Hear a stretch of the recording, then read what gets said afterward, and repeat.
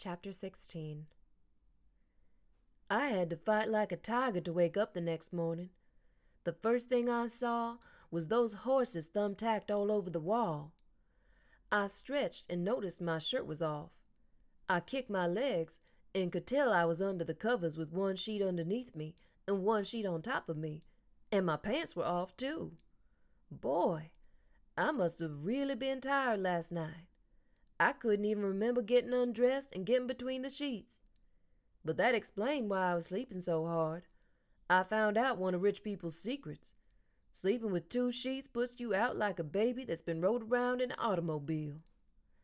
I looked over and thought I was dreaming. My clothes were all folded up in a neat pile, the same way Mama used to fold them when she'd go to work before I got up. I blinked my eyes a couple of times, 'cause it looked like there was a note on my clothes.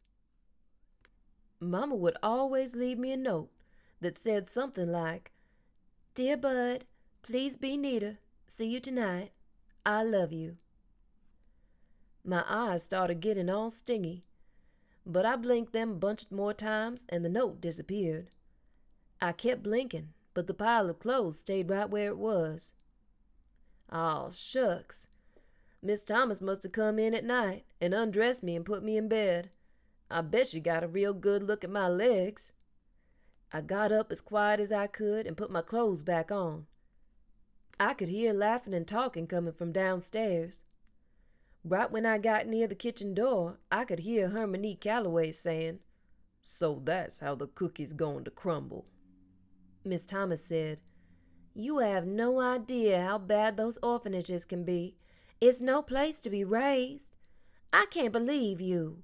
You'll take care of any stray dog wandering through this neighborhood, but when it comes to a child, all of a sudden you have no sympathy. You might not have been paying attention, but we agreed last night what we were going to do about that boy, and that's what we're sticking to." Uh-oh. I was glad I didn't take anything out of my suitcase, 'cause it looked like I might be making a break for the street again. Hermione Calloway said, "Like I said, I'ma find out what the real story is in Flint, and then we'll see." Miss Thomas said, "That's fine. I believe the child. You above all people should know that I've got a sense about when someone is lying." Uh-oh. I'd have to remember that. She kept talking. "Until we've heard otherwise from Flint, he's staying right here." A fourth voice said, "Well, I'm glad to hear it. That means I didn't go digging around in the basement for nothing. I think he's going to really like this." It was Steady Eddie, and it sounded like he had something for me. I ran back up the steps on my tiptoes and down the hall to the little dead girl's room.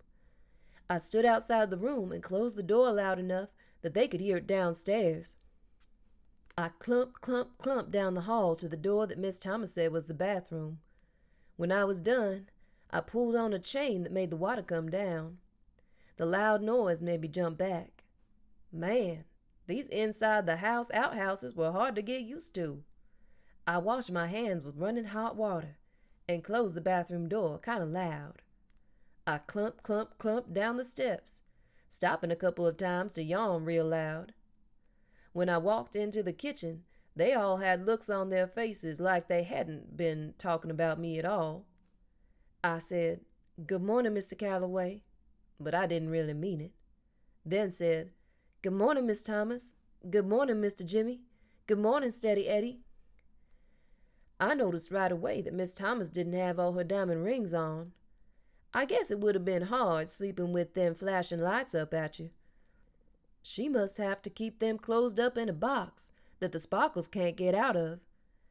I noticed, too, that even without the rings, Miss Thomas still had to be the most beautiful woman in the world. They smiled and said, "Good morning, Bud," all except Hermione Calloway. He got up from the table and said, "I don't like the way Ludine is sounding. I'ma have a look at her plugs." He went outside through a door at the back of the kitchen. Miss Thomas said, "Bud, we just about given up on you. Do you usually sleep until afternoon?" Afternoon? Man, I couldn't believe it. I'd slept as long as those rich folks in the moving pictures. No, ma'am. That's the first time I ever did that. She said, I know you must be starving, but if you can hold out for another half hour or so, Mr. Jimmy's going to make everyone's lunch. Think you can wait? Yes, ma'am. A half hour wasn't nothing to wait, no matter how hungry you were. Mr. Jimmy said, So, what's the scoop, little man? I didn't know what that meant, so I said, Nothing, sir. Steady Eddie said, How'd you sleep, kiddo? Great, sir. Oops, I forgot I wasn't supposed to call the band man sir. He said, Copper squat. He pointed at a chair. I guess that meant sit down, so I did. Miss Thomas said, Were your ears burning last night, Bud? Man, all these Grand Rapids people really do talk funny. I only came from the other side of the state, and it was like they talked some strange language out here. I said, What, ma'am? She said, There's an old saying that when people talk about you behind your back, your ears start to get real warm, kind of like they're burning. I said, No, ma'am, my ears felt just fine. She said, Well, they should have been burning. You were the subject of a very long conversation last night, but as sound asleep as you were, I'm really not all that surprised you didn't notice. I had to check your pulse to make sure you were still alive. Shucks, I knew it. She did come in when I was conked out and took my doggone pants and shirt off and put me there. Man, this was real embarrassing. Miss Thomas said, Mr. Calloway and the band and I talked about you for a long time. We've come up with something we want to discuss with you, but we need your help in deciding what to do. Uh-oh. That was Rules and Things number 36 or something. That meant I was going to have to get ready to go fetch something for her. I said, Yes, ma'am. She said, We've got to talk to some people in Flint first, but if they say it's all right, we were hoping that you'd stay here at Grand Calloway Station for a while. A gigantic smile split my face in half. Miss Thomas said, I'm going to assume that smile means yes. I said, Yes, ma'am. Thank you, ma'am. Miss Thomas said, Before that grin gets stuck on your face, let me tell you, you're going to have lots of chores and things to take care of around here, Bud. You'll be expected to pull your own weight as best you can. We all like a very clean house, and none of us are too used to having children around, so we're all going to have to learn to be patient with each other. There's one person in particular that you're going to have to be very patient with. Do you know who I mean? I sure did. Yes, ma'am. It's Mr. Calloway. She said, Good boy, give him some time. He really needs help with a lot of different things. He swears someone's adding weight onto that bass fiddle of his every year, but he's just getting older. He can use some young wiry hands to help him around. Think you can handle that? Now I knew for sure she looked at my legs. She must have thought I was a real weakling. I said, Yes, ma'am. My legs are a lot stronger than they look. Most folks are surprised by that. Miss Thomas said, I don't doubt that at all, Bud. I'm not worried about your body being strong. I'm more concerned about your spirit. Lord knows Mr. Calloway is going to give it a test. I said, Yes, ma'am. My spirit's a lot stronger than it looks, too. Most folks are really surprised by that. She smiled and said, Very good. But you know what, Bud? What, ma'am? I knew you were an old toughie the minute I saw you. I smiled again. She said, Our schedule's pretty heavy for the next couple of months, and then come September, we'll have to see about school for you, but we'll be doing a lot of traveling right around Michigan, so I hope you don't mind long car trips. No, ma'am. She said, That's great, Bud. Something tells me you are a godsend to us. You keep that in mind all the time, okay? Yes, ma'am. Then she did something that made me feel strange. She stood up, grabbed both my arms, and looked right hard in my face, just like Mama used to. She said, "Really, Bud, I want you to always keep that in mind. This might get hard for you some of the time, and I don't always travel with the band, so I don't want you to forget what I'm telling you." I said, "No, ma'am, I won't." Steady Eddie said, "Since you're going to be part of the family, there's some things we've got to talk about. Now, I've noticed the tight grip you keep on that old suitcase of yourn. I need to know how attached to it you are." "I carry it with me everywhere I go, 'cause all my things are in there." I wasn't sure if I liked the way this talk was going. Steady Eddie said, "That's what I need to know. Are you attached to the suitcase, or is it the things inside that are important?" I'd never thought about that before. I'd always thought of the suitcase and the things inside together. I said, "The things I got from my mother are the most important." He said, "Good, 'cause if you're going to be traveling with us, it just wouldn't look too copacetic for you to be carrying that ratty old bag." He reached under the kitchen table and pulled out one of those funny-looking suitcases that the band kept all their instruments in.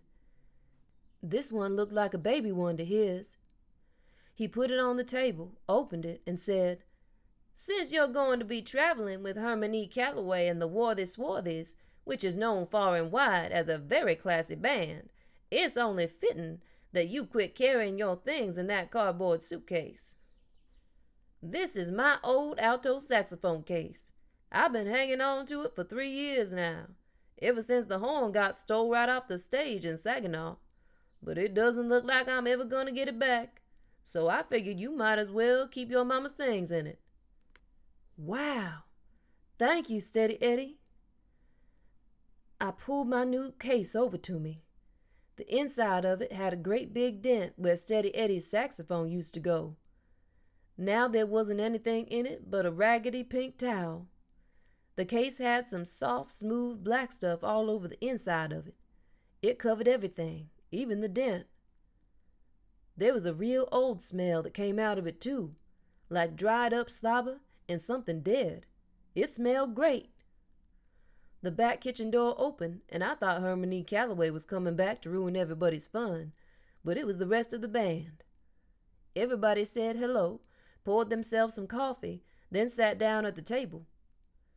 Doodoo Bug said, "I see Mr. C's got Lou Dean's carburetor tore down again. Anything wrong?" Miss Thomas said, "There's lots wrong, but not with that car." They all laughed, so I joined in too. I patted my new case and said, "This here's my case now. I'm going to be going around with you." They smiled, and Dirty Deed said, "So we hear. Glad to have you on board, partner." Steady Eddie said, "I was just about to tell him some of the things Herman E. Calloway requires of anybody in his band." The thug said, "Otherwise known as Herman E. Calloway's rules to guarantee you have no female companionship, no alcohol, and no fun at all. Rule number 1, practice 2 hours a day." Mr. Jimmy said, "That's a good one." Steady Eddie said, "So I got you this, Bud." Steady Eddie had another present for me. This was a long, brown, skinny wooden flute. I was going to have to learn music. He said, "It's called a recorder. Once you've developed a little wind and some tone and an embouchure, we'll move on to something a little more complicated." These must have been more of those Grand Rapids words, 'cause they sure weren't like any American talk I ever heard before. I said, "Thank you." Steady Eddie said, "Don't thank me until you've been through a couple of hours of blowing scales. We'll see if you're still grateful then." The thug said, "Now all that's left is to give little stuff here a name." Miss Thomas said, "You know, I don't like the way Lou Dean's been sounding. I think I'm going to go check the air in the trunk." She picked her coffee up and started to leave the kitchen. Doodoo said, "You don't have to leave, Miss Thomas." "Darling, I know that.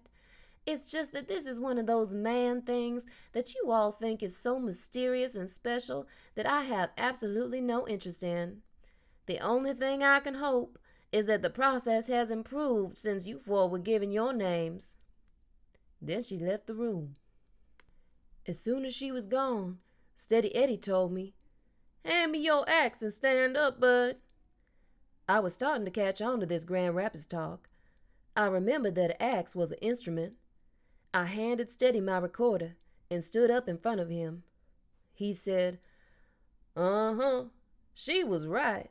This is mysterious and special. So that grin's got to go, brother." I tried to tie down my smile. Steady said, "Mr. Jimmy, you're the senior musician here. Would you proceed?" Mr. Jimmy said, "Gentlemen, the floor is open for names for the newest member of the band, Bud Not Buddy." They started acting like they were in school.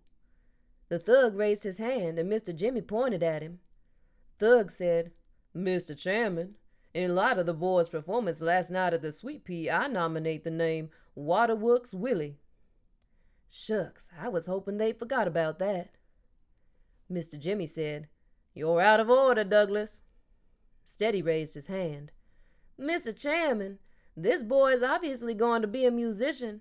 He slept until 12:30 today, so I propose that we call him Sleepy."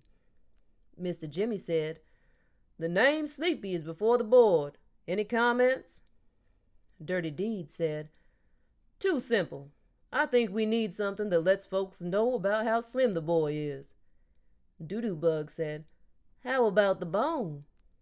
Steady said, "Not enough class. He needs something so people will know right off that the boy's got class."